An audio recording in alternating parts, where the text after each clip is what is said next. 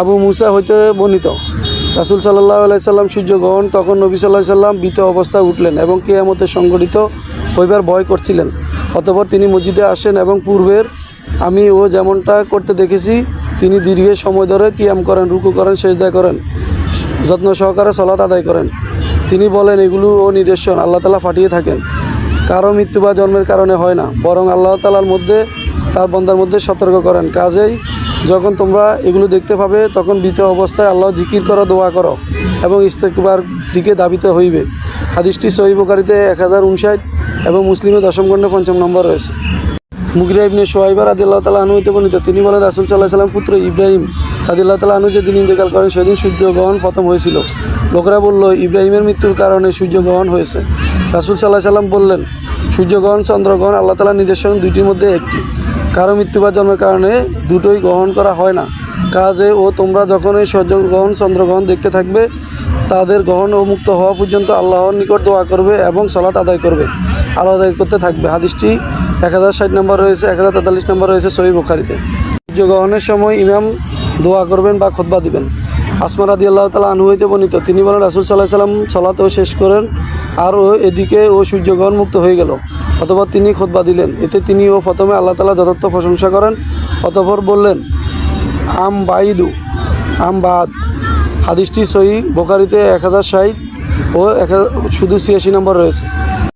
চন্দ্রগ্রহণের সময় সালাত আদায় করা। আবু বকর রাদিয়াল্লাহু তাআলা আনহু হইতে বর্ণিত, তিনি বলেন রাসূল সাল্লাল্লাহু আলাইহি সাল্লামের সময় সূর্যগ্রহণ হয় তখন তিনি 2 রাকাত সালাত আদায় করলেন। হাদিসটি সহিহ বুখারীতে 1040 1062 রয়েছে। রাদিয়াল্লাহু তাআলা আনহা হইতে বর্ণিত, নবী সাল্লাল্লাহু আলাইহি সাল্লামের সময় লোকদের নিয়ে 2 রাকাত সালাত আদায় করেন এবং সহকারে যত্ন সহকারে। প্রথমটি ও দ্বিতীয় রাকাতের চেয়ে দীর্ঘ ছিল। তখন চন্দ্রগ্রহণ সূর্যগ্রহণ হচ্ছিল।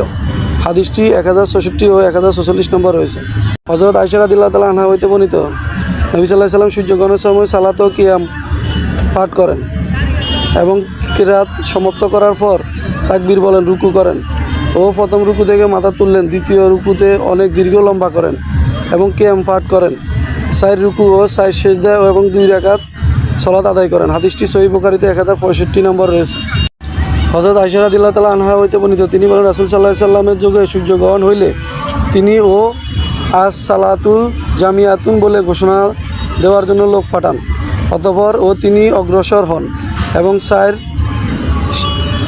রুকু এবং 4 সিজদা সালাত ও আদায় করেন।